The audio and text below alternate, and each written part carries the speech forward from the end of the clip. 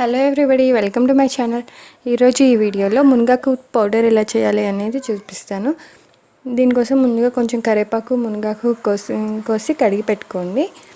వాటిని కూడా రెండింటిని కూడా విడివిడిగా వేయించుకుందాము. కరివేపాకుని వేయించుకొని ఒక ప్లేట్లో తీసుకోండి.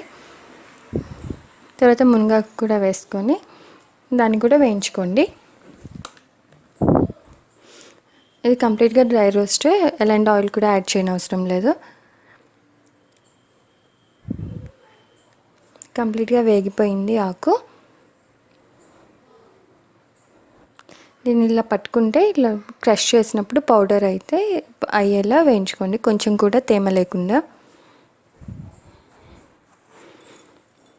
ఈ రెండింటిని పక్కన పెట్టుకొని తర్వాత కొంచెం ఎండుమిర్చి, వీటన్నిటిని కూడా విడివిడిగా వేయించి పెట్టుకోవాలి. 10 ఎండుమిరపకాయలు, 2 స్పూన్ల ధనియాలు, 2 స్పూన్ల పచ్చిశనగపప్పు, 2 స్పూన్ల మినప్పప్పు, 1/2 స్పూన్ మెంతులు, కొంచెం ఎండు కొబ్బరి, కాస్త చింతపండు అన్నీ కూడా విడివిడిగా వేయించి పెట్టుకోండి.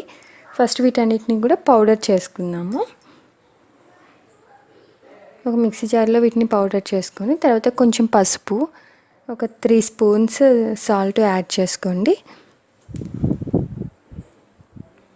సాల్ట్ యాడ్ చేసుకొని మనం ఫస్ట్ వేయించి పెట్టుకున్న ఆకులను కూడా ఇందులో వేసి మళ్ళీ పౌడర్ చేసుకోండి.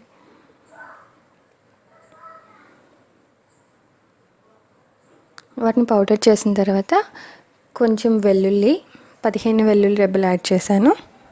తర్వాత ఒక స్పూన్ జీలకర్ర వేసుకొని కాస్త ఆయిల్ యాడ్ చేసుకొని పౌడర్గా చేసుకోండి. ఆయిల్ యాడ్ చేయటం వల్ల కొంచెం కారం కూడా తగ్గుతుంది, కమ్మగా ఉంటుంది. దీన్ని ఎయిర్ టైట్ కంటైనర్లో పెట్టి 1 మంత్ వరకు కూడా స్టోర్ చేసుకోవచ్చు. ఇది రైస్లోకి కానీ ఇడ్లీలోకి కానీ చాలా బాగుంటుంది. కంపల్సరీ ట్రై చేయండి.